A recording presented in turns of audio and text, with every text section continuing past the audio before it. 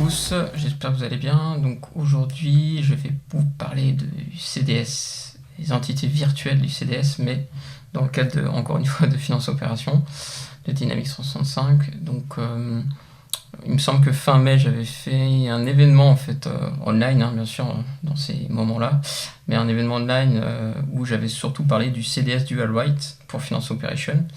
Donc vraiment la capacité de pouvoir synchroniser en fait les datas de votre Finance Operation, le RP, vers le CDS, vers le Common Data Service.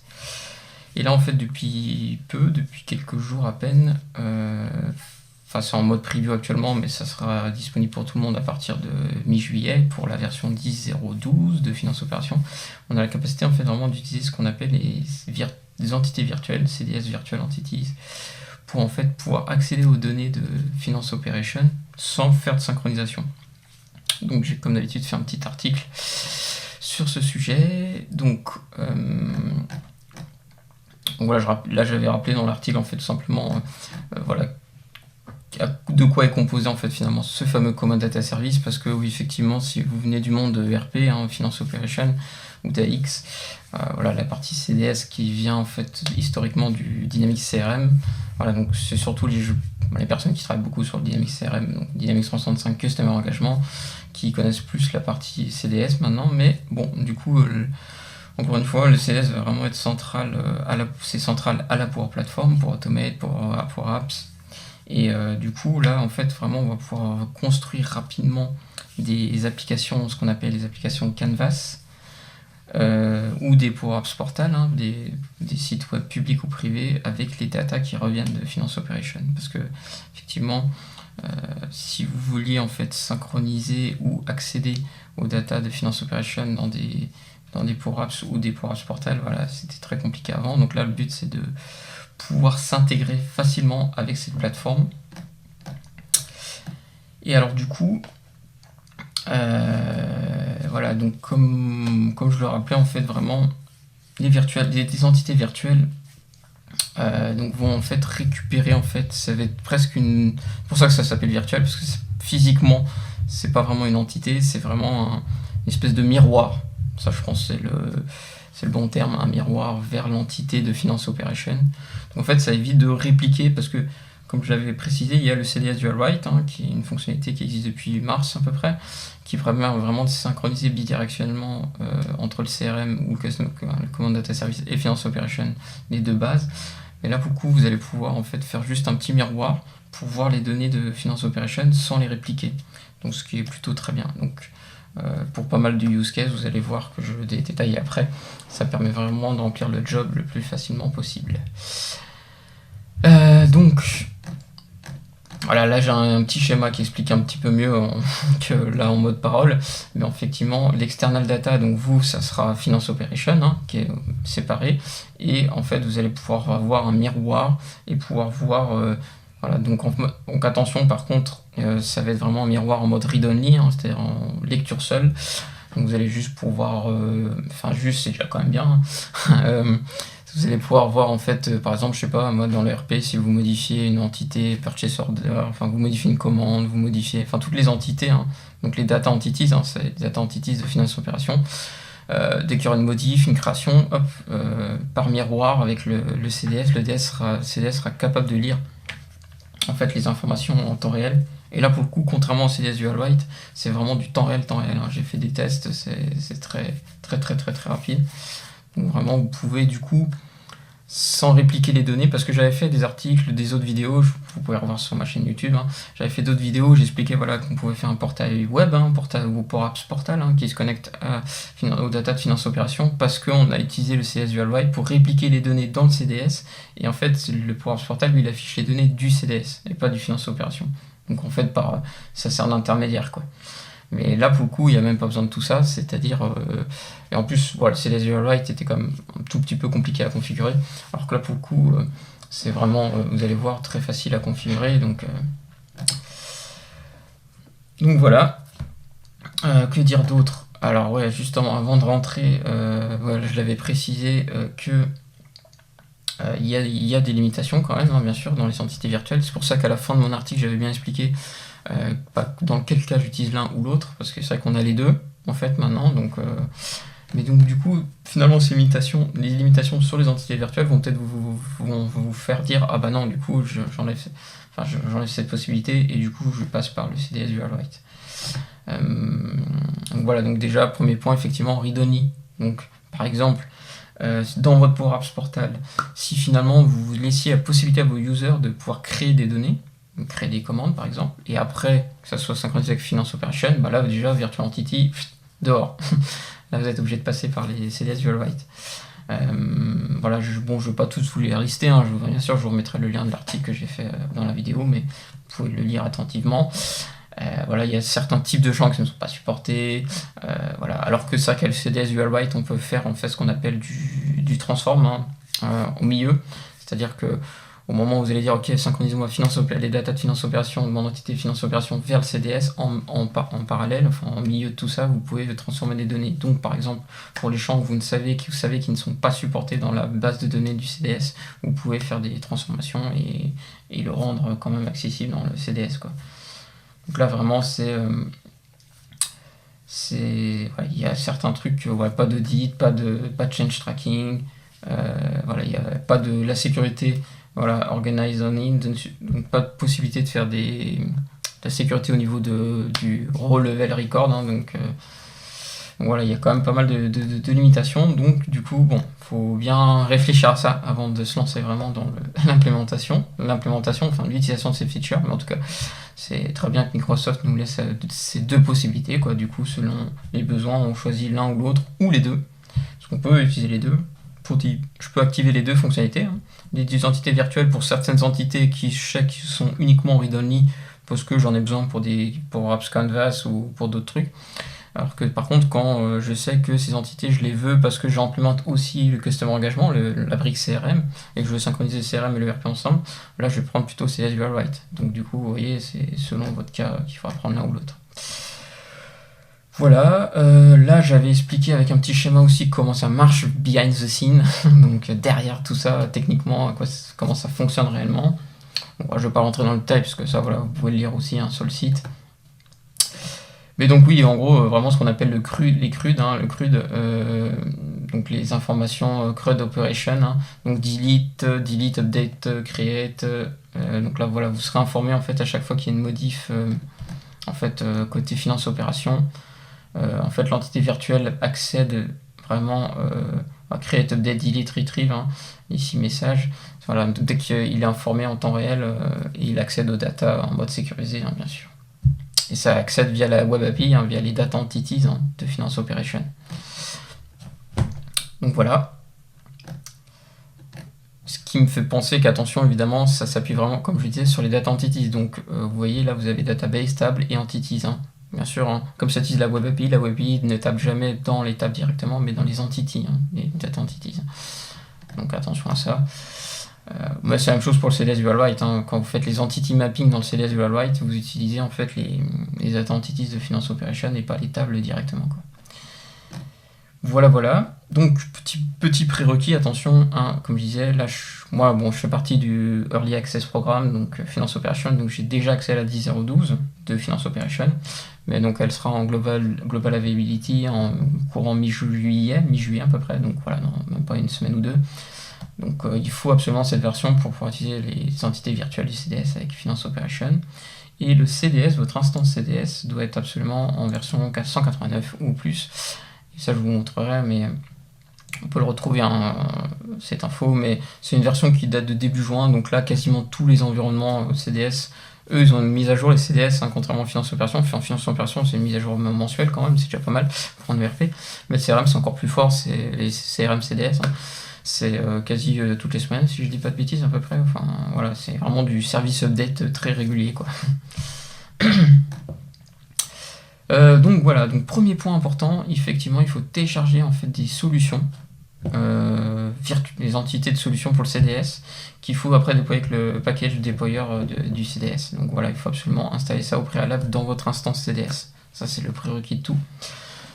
Donc vous le téléchargez, c'est un petit fichier zip, vous le vous le dézippez, vous installez le package deployer tool si vous ne l'avez pas déjà. Si vous venez de Finance Operations, c'est probable que vous ne l'ayez pas parce que c'est quand même beaucoup plus pour les développeurs Dynamics CRM Customer Engagement. Et donc voilà, vous l'installez avec c'est un package Nugget avec Visual Studio. Et voilà, je vous ai mis le lien, vous allez sur le site Microsoft, je vous explique comment utiliser l'outil. Mais c'est vraiment pas compliqué, clairement. Et une fois que vous avez fait ça, deuxième point, il faut aller dans votre Azure Active Directory. Et dans l'Azure Active Directory, là, il faut créer une application. Donc ça, c'est très simple. Vous allez sur votre portail Azure comme moi. Là, vous voyez, j'en ai créé une, Virtual Entity CDS. Donc, il faut vraiment aller dans votre Active Directory Azure. Le même Azure Active Directory de votre instance FNO. Je précise, pas un autre. Donc, le même, du même tenant. Et donc là, vous allez en fait, vous faut bien prendre votre application ID et vous faut aller générer un certificat, un token. Donc vous copiez-collez bien ces deux infos. Vous les notez quelque part, le application ID, votre token que vous générez dans certificat et secret. Donc ça, c'est le premier point. Et après, dans Finance Opération, comment ça se passe? Donc là, dans Finance Opération, si je vais sur mon environnement, il faut créer un user. Mais un user un peu, si on peut appeler ça, fictif. En tout cas, un user qui sera juste là pour pouvoir, comme un compte de service, si j'ose dire. Donc moi, j'en ai créé un. Si j'y vais, pouf, Virtual Entities, pouf, voilà. Et donc là, voilà, il faut que ça ressemble à ça. Donc vous devez créer un user ID, un name. Il n'y a même pas besoin de mail, en fait, c'est vraiment un compte de service. Par contre, très important, et ça fait partie de la 10.0.12, d'où l'importance d'avoir cette version-là avec Finance Operation. Vous avez un rôle qu'il faut absolument appliquer, qui est le CDS Virtual Entity Application. Voilà. Il faut bien mettre ce rôle-là, ce rôle de sécurité-là, sur ce compte-là. Et pourquoi on crée un user, c'est parce que du coup, quand vous allez aller dans la partie Azure Active Directory Application, là vous allez du coup créer en fait tout simplement votre client ID qui était l'application ID que vous avez créé dans le portail Azure auparavant, vous lui mettez un petit nom et le user ID doit être absolument justement le user que vous avez créé au préalable juste avant. Voilà, une fois que ça c'est fait, là on a fini côté FNO. Donc vous voyez côté FNO il n'y a vraiment pas grand chose, clairement. Créez votre application ID dans Azure avec le App ID token. Vous allez dans FNO, vous créez votre petit user fictif de compte de service que vous créez après une Azure Active Directory Application ID et le tour est joué. Côté CDS ou CRM, là c'est un tout petit peu plus long mais c'est normal, c'est-à-dire que du coup là vous allez dans votre instance CS que vous avez synchronisé. Préalable, j'ai oublié de vous préciser, mais évidemment il faut créer autant d'application ID dans Azure que d'instances CRM, CDS et FNO que vous voulez synchroniser. Donc par exemple, si vous avez un environnement de test, un environnement de prod, vous créez en fait deux app registration, deux Azure application ID et vous doublonnez en fait votre configuration tout simplement. Voilà. Que dire d'autre? Donc oui, côté Command Data Service, côté CRM, du coup là il faut aller dans j'y suis là, oui. Donc là en fait, juste pour que vous sachiez, si vous allez dans votre Power Apps, ici dans les environnements, vous choisissez bien l'environnement CDS que vous voulez utiliser pour synchroniser. Et là, si je vais dans Advanced Settings ici, avec le petit truc là, ici, pouf, là j'arrive vraiment côté CRM, l'ancienne interface on va dire, pas très belle d'ailleurs. Et donc là je vais dans Settings et je vais dans Administration. Donc, comme je l'avais dit, les solutions je les ai déjà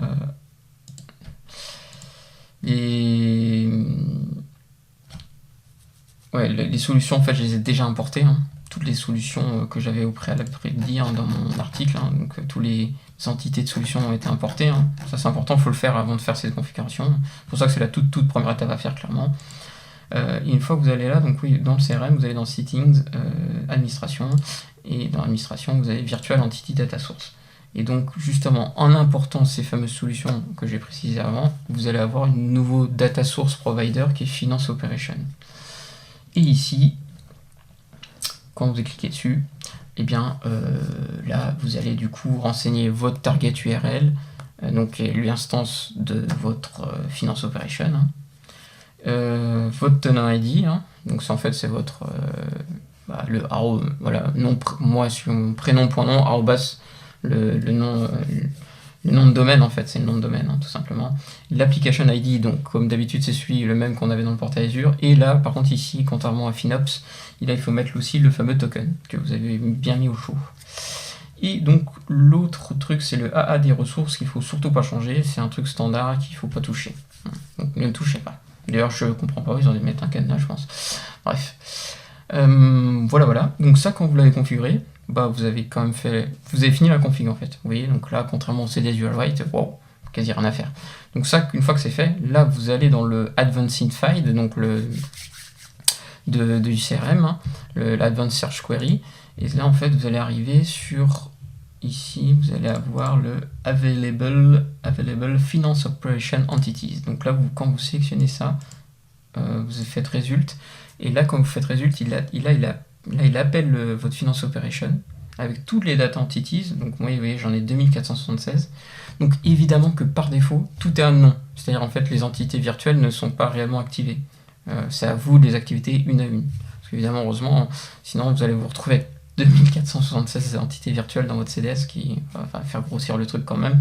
Et bon, vous n'avez peut-être pas besoin d'avoir toutes les entités à dispo dans le CDS. Donc là, vous prenez que celles qui vous intéressent. Et par exemple, je sais pas, moi, effectivement, j'en prends une au hasard, la première, là.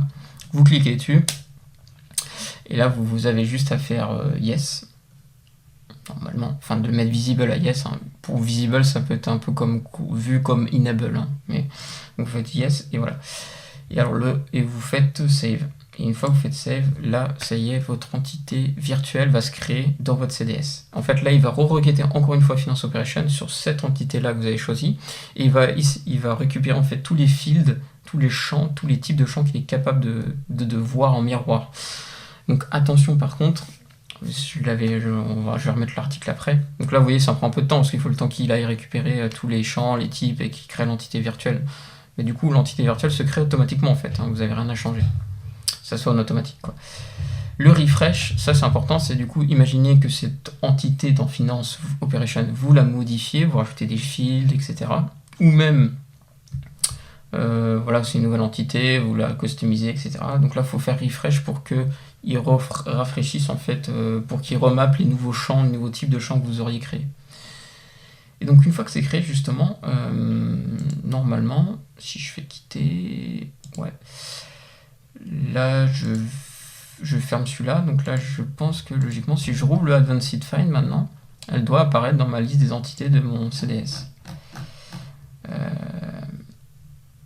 Alors attention, par contre il met le nom, pas le nom technique, il met le nom, le vrai nom. Comme là, vous voyez, j'avais pris l'entité Data Entity des workers dans le RP de Finance Operation, donc il m'a mis dans le CDS worker le nom réel. Donc là, au Ledger, je sais plus quoi, je sais pas quel est son nom derrière, donc ça va être un peu compliqué. Mais Account Structure Activation, c'était la toute première de la liste, ça tombe bien. Donc, au moins, ce qui est cool, c'est qu'ils mettent entre parenthèses MSMRP, donc ça permet ça permet de savoir que ça vient justement, que c'est bien une entité virtuelle et que les datas viennent de Finance Operation. Donc, et ce qu'il faut savoir, c'est que là, il va reprendre tous les fields qu'il est capable de récupérer. Et par contre, rien n'empêche après de créer une autre solution de CDS, comme moi j'ai fait, que je vous montrerai après, et qui du coup va pouvoir, vous pouvez faire des custom forms, des custom views, voilà, on peut customiser en fait ces entités virtuelles, Donc par défaut, en fait, quand vous faites le Visible à Yes, il va tout mettre les entités virtuelles dans une solution managée du CDS qui fait partie des solutions que vous avez importées au Paralab. Mais par défaut, en fait, vous pouvez faire une solution unmanaged solution dans le CDS qui va du coup s'appuyer sur ces entités virtuelles qui ont été créées automatiquement et vous pouvez les étendre. Un peu comme le Finance Operation, je fais une extension de modèle. Là, c'est une extension de solution dans le CDS. C'est un peu le même principe finalement maintenant entre les deux systèmes. Et donc là, vous pouvez très bien par-dessus des entités virtuelles qui vont être créées automatiquement et qui sont pas. Par contre, voilà, comme les entités créées virtuellement. Les entités virtuelles qui ont été créées sont créées dans cette solution managée de Microsoft. Vous ne pouvez pas les toucher directement dans cette solution managée. Donc, il faut vraiment faire une solution modèle par-dessus qui va vous allez faire Add Existing, vous allez prendre l'entité virtuelle qui a été créée, et là vous pouvez modifier les forms, les views, etc. Voilà. Ça j'en ai pas besoin. Mais donc logiquement si je fais ça, il est censé... ouais, si je fais result, là ça y est, voilà. Donc là il m'attaque en fait, là il m'appuie, là vous voyez je suis dans le CDS, mais là j'ai les datas de Finance Operation quoi. Donc c'est plutôt cool quand même. Donc voilà, donc une fois que vous avez créé tout ça, donc ce que je veux dire par là, c'est que si vous faites une solution CDS, hein, rien n'empêche, voilà, vous n'êtes pas limité, vous pouvez étendre les choses quoi. Ça, il n'y a pas de souci. Donc ça, ça je l'avais évoqué comme ça. Donc là, je voulais l'article, la suite de l'article, là, j'ai fait la même chose. Je vais reparler de comment générer ça. Voilà, le fameux referencing virtual entity, c'est à cet endroit que je parle du comment je peux étendre. Voilà, donc vous voyez, moi j'avais pris l'entité worker, qui est bien une entité virtuelle de finance operation, mais je peux très bien après. Donc ça c'est vraiment une solution, voilà, une solution custom, hein, une solution que moi j'ai créée à moi, et que du coup je peux étendre ces entités virtuelles. Voilà. Alors, par contre, un truc important, avant de rentrer dans les use cases, à quoi ça me sert après de ces entités virtuelles dans le cas concret, c'est que sur l'article, là j'avais mis un article, ce qu'on appelle moi du modeling, entity modeling, c'est-à-dire c'est important de savoir qu'est-ce que vous allez pouvoir réellement faire vu que c'est des entités virtuelles, et que les champs, en tout cas, comme le CDS URLWrite, et CDS URLWrite le fait peut-être, je pense, mieux que les entités virtuelles, c'est-à-dire vraiment comment je peux... Parce que la structure des données entre le CDS et FNO est quand même complètement radicalement, même presque, quand même bien différente. Voilà, de côté FNO, vous avez des reals, là vous avez du décimal côté CDS. Donc en fait, là ça vous explique dans ce lien que je l'ai mis dans l'article, donc une documentation Microsoft qui explique comment sont traités les cas particuliers, enfin, ou les cas concrets, enfin les cas globaux, hein, qui sont, voilà. Vous voyez, nous dans CDS, il y a du date time, et puis après c'est tout. Alors que côté FNO, il y a du date, et du UTC date time. Hein. Donc, vous voyez, c'est encore des choses un peu particulières. Alors que vous voyez, pareil, côté FNO, il y a du long et du real, alors que là, il n'y a que du décimal. Voilà. Et ça explique aussi, parce que côté FNO, il y a beaucoup de choses qui tournent autour de la précision, de l'arrondi, et donc... en fait, si vraiment vous avez des choses qui sont avec des grosses précisions côté FNO, vous en avez peut-être moins une moins bonne précision possible dans le CDS. Donc parfois cette prise peut-être d'être tronquée. Donc voilà, ou arrondie. Donc attention à ça. Et il y a des data types de finance operation qui ne sont pas supportés côté CDS. Hein. Voilà, tout cela, les fameux blobs, conteneurs. Les conteneurs, évidemment, certainement pas. Voilà, donc il y a des choses qui ne sont pas supportées. Ouais. Clairement. Ensuite, ça vous explique, parce que côté FNO, vous avez les fameux RAC ID, hein, qui sont le record ID, hein, qui sont l'enregistrement unique, hein, de votre record. Côté CDS, vous avez tout le temps un GUID. Hein. Donc voilà, donc vous voyez, c'est deux façons de voir les choses différentes. Donc pareil, ils ont fait un système pour que ils prennent en compte ce type de structure qui est quand même différente entre les deux systèmes, quoi. Pareil, côté CDS, cette fois, il y a toujours un primary field, hein, qui est souvent le name, le entity name. Donc pareil, vous n'en avez pas, il n'y en a pas dans FNO, donc là, cette fois, c'est plutôt le CDS qui est différent de FNO. Voilà. Bon, après, je vous invite je ne vais pas tout vous relire, hein, vous pouvez lire tranquillement chez vous, sur votre canapé. Voilà, il y a la notion, bien sûr, de compagnie qui était déjà implémentée avec le CDS URLWrite, mais là, dans Virtual Entities, ils ont aussi pris en compte ça. Il y a aussi la gestion des enums avec les option sets côté CDS, enfin voilà, il y a toutes ces choses qui ont été faites. Donc voilà.